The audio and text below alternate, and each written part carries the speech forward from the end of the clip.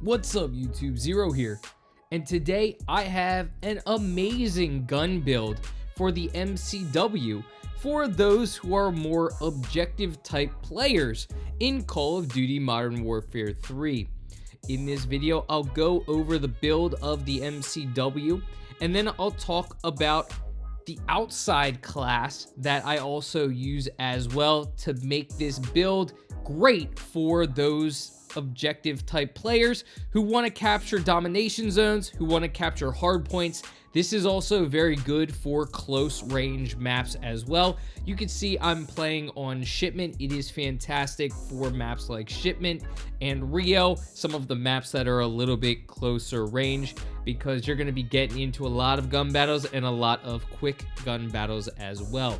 So without further ado, let me get into the build. So first, I'm going to talk about the attachments on the MCW, and then I'll talk about the overall class build itself.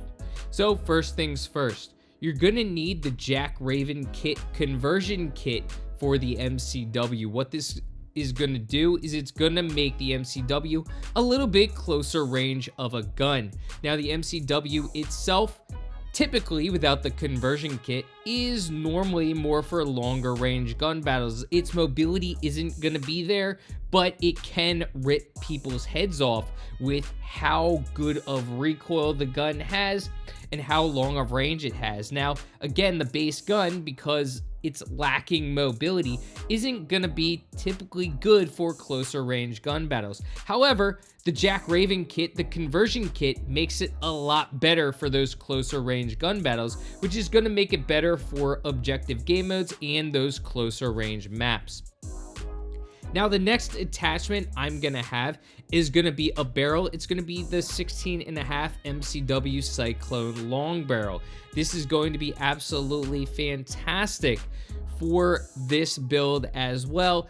It's going to increase the bullet velocity and range. It's going to increase the aiming idle sway and also the firing aim stability. So it's going to be great to help with the bullet velocity and range, your aiming idle sway, and your firing aim stability. It does come at a little bit of a cost. Hip fire and tack stance spread, the aim walking speed, and the sprint to fire speed are all going to be subtracted because of it. Now, the next attachment is going to be an underbarrel. It's going to be the FTAC SP10 angled grip. And this actually has a lot of benefits and only one downside. The horizontal recoil, aiming idle sway, gun kick control, and aim walking steadiness are all going to be enhanced, while the vertical recoil is going to be a little bit harder to handle. However, typically vertical recoil isn't a huge deal in general because it's just kicking the gun up. So if you aim a little bit lower when you start shooting at an enemy, the gun can kick up into their head. So typically it's not a huge deal having that vertical recoil. It's the horizontal recoil that is normally a problem, and the FTA CSP10 is going to help with that horizontal recoil. Now, I do have an optic. You can see on the screen that I have an optic. That's the MK3 reflector, and it's just an optic. It does really help. I love using this optic. Optics in general do really help to get more accurate. I don't even know why that is. Maybe because the iron sights suck, but I just feel a lot more confident in my shooting ability when I have an optic, and this is one of my favorite and best ones in the game. Now, the last attachment on this gun is going to be a stock. It's the SL Warforged Precision stock.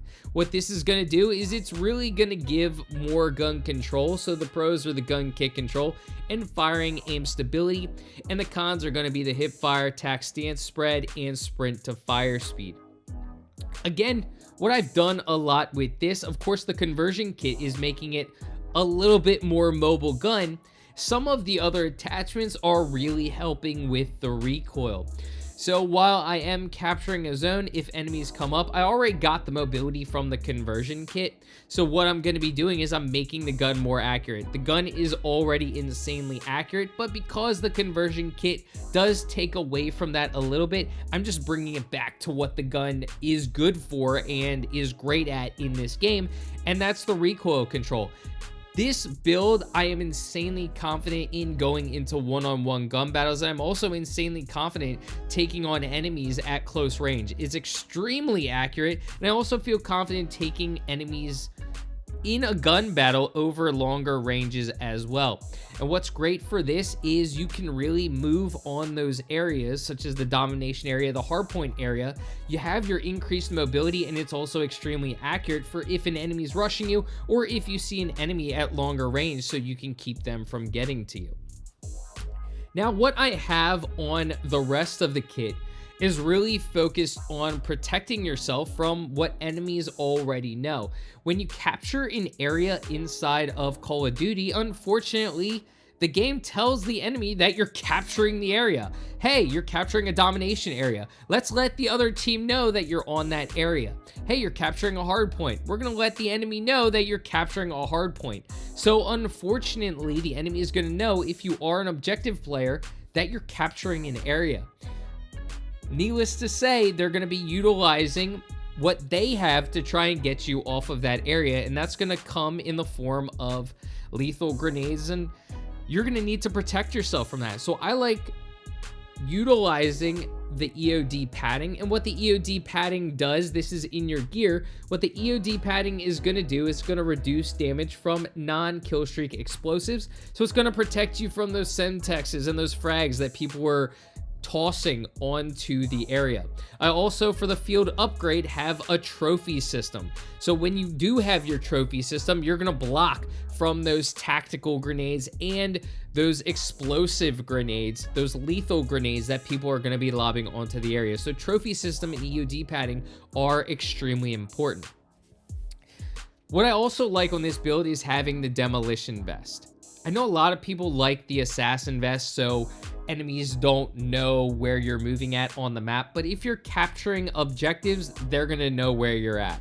So the demolition vest really gives you an edge when other enemies are trying to capture a zone. You get a couple of extra lethals, so that's gonna be nice. And on top of that, you also get an opportunity to resupply your lethal and tactical equipment.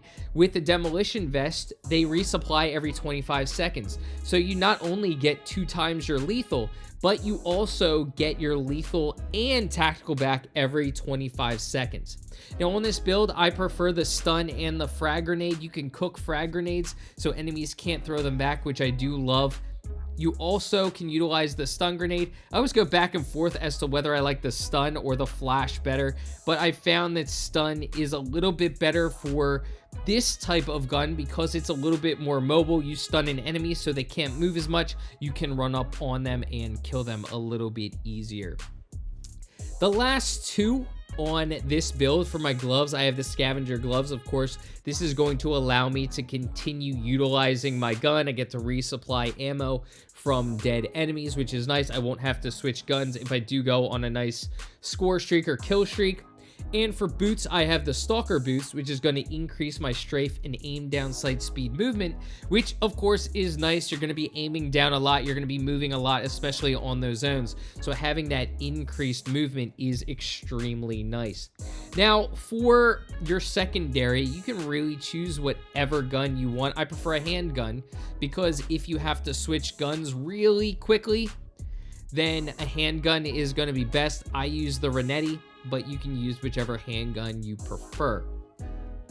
That is the build. That's the build for the MCW build for the objective players and close range maps. It is really awesome. I've been running this a lot and I absolutely love this build. I hope you love it as well. So leave a comment in the comments section as to if you utilize this build and what you think about it. Until next time, peace. I hope you have a great rest of your day. Let's talk anything COD in the comment section.